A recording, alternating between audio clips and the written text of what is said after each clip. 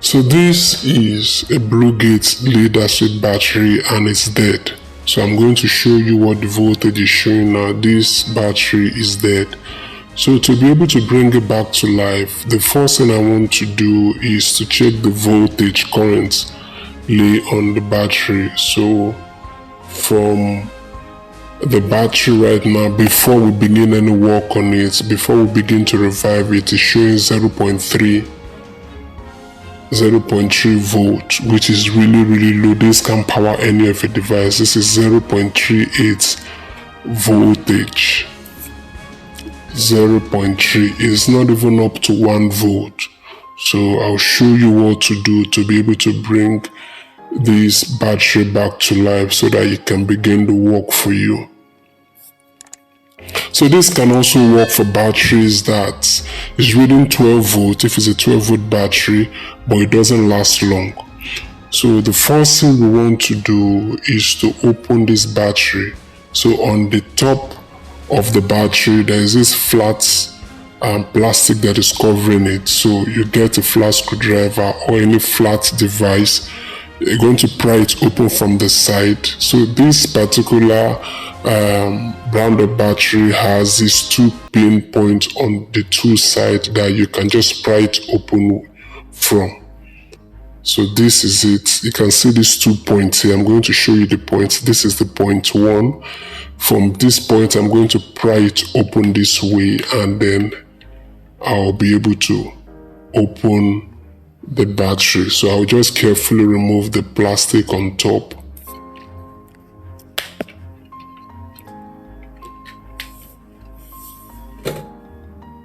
So this is what it looks like when you open the plastic on top. So I'll just pop open the cover. There's this plastic covers that is holding it. You can see what it looks like a rubber cover. So I'll remove the rubber cover for all of them. There are about 6 of them. So and then I'll take out this white stuff here. Be careful so that it doesn't go inside the hole, because we don't want any impurities going inside this hole here. So you have to be very careful. So now we've removed it. The next thing we're going to do is to begin to fill it up. The reason why your battery is down is because most of the time the distilled water inside is low or dried up. So what you just have is just the acid water inside. So the distilled water that is supposed to help the acid water to flow from one cell to the other during charging and discharging process is dried up or it is low. So that is why sometimes when you charge, it doesn't go beyond a particular voltage. So what I'm going to do right now is to get distilled water and I'm going to fill it up. Now for distilled water, this is distilled water. I'm going to carefully fill each of the hole. You have to be very careful so that you don't fill it too much. So I'm going to carefully fill out distilled water in each of the holes. Now, distilled water is not a regular water, okay? So you can just go around to shops where they sell batteries, ask them for distilled water. The difference between this water and your regular table water is that this is pure. Your regular table water has some minerals in it, okay?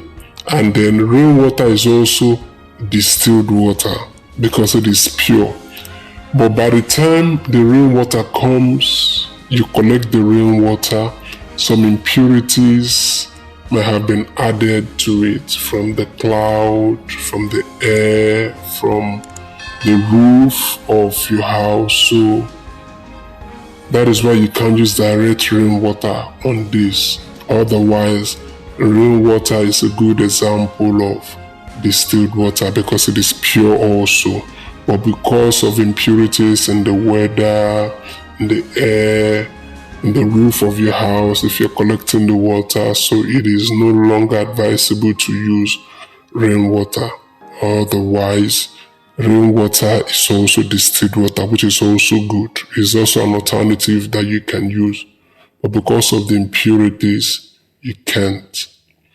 So another way you can make your distilled water if you don't have access to distilled water is collect your rainwater and then you can just boil it. So when the steam begins to go out, so you just put like something to hold the steam down. So as the steam is going out, it's just you put like a cover so that the steam is collected somewhere, and then when it cools down, you can just take all the water, and then that is distilled water also. So it's evaporated water and it's pure. But otherwise, just go and get distilled water. Is not that expensive. So I've been able to fill all the 6 holes here now. What I'm going to do is to allow it to sit for some time so that it can soak in the lids inside. Okay, so I'll just allow it for some time to soak in, maybe 1 or 2 minutes, then I'll come back and I'll drain out the excess. Now I'm going to remove the excess water because we don't want it to be too full. Okay, so I'll drain out my excess. Now that I've drained out my excess, I'm going to cover this round and I'm going to clean it up, and then I'll check the voltage. Remember, the voltage we got initially was around 0.38 volts. So now that I've been able to refill with distilled water, I'll check the voltage again before I will now charge it. Remember, you have to charge it for some time. Okay, you have to charge it for at least 4 hours. Okay, you have to charge it for at least 4 hours. So this is a 12-volt battery. If I'm to charge it, I'm going to charge with something higher than 12 volts. 14 volts is okay, 15 volts is okay to charge the battery. So I'm going to charge it for like 3 or 4 hours. Then I'm going to check the voltage again. If I check the voltage again, the voltage should be above 12 volts. So it can be 12.8 volts or 13 volts, depending on what the voltage is. So, but that will be after charging it. But right now that I just filled the distilled water, it might not be up to 12 volts, but it will have shot up from 0 points to something higher. So let's check the voltage and see what we have. So I'm going to keep the distilled water aside. Okay, so let's see what we have here now. We have, from 0.3, it has shot up to 9.1 volts. You can see that this worked. So the next thing I'm going to do is just to charge this battery. Now that this has been able to work for that particular battery, I'm going to do some other batteries also. So these are other batteries, 12-volt batteries also. I'm going to repeat the same process for all of them so that I'll be able to revive them too.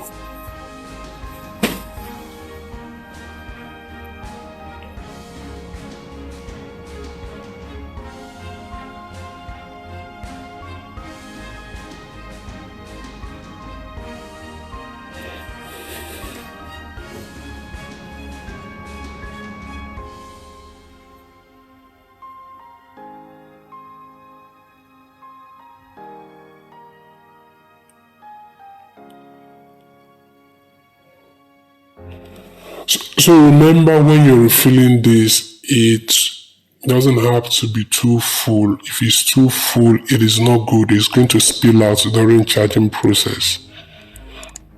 okay. It doesn't have to be too full.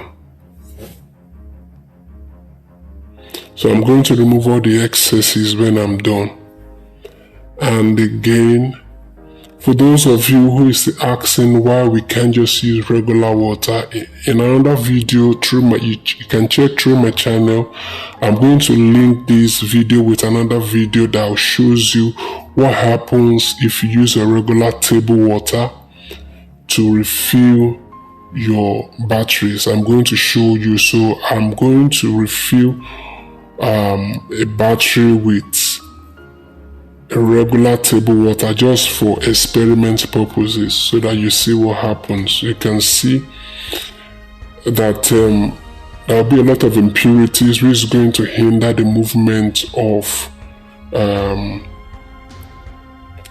the acid from the lids. So you can see it begins to heat up, and then so many things begins to happen. So I'm going to do an experiment to show you what happens to the battery if you use different kinds of water. I'm going to use the rainwater, I'm going to use table water, then I'm going to use distilled water, so that you see the difference between all of them.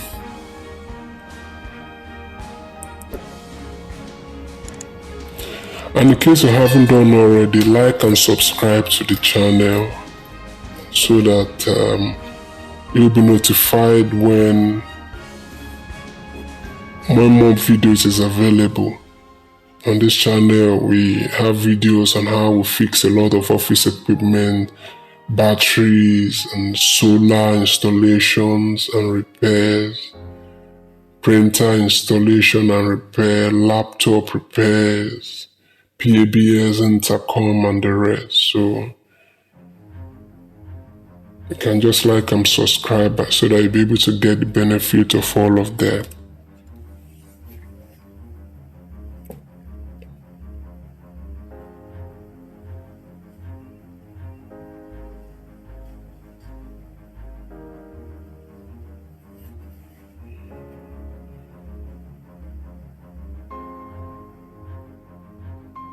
Okay, so I've been able to refill this. I'm going to check the voltage of this battery, but before then I'm going to cover up the battery so that I can drain out the excess water on this.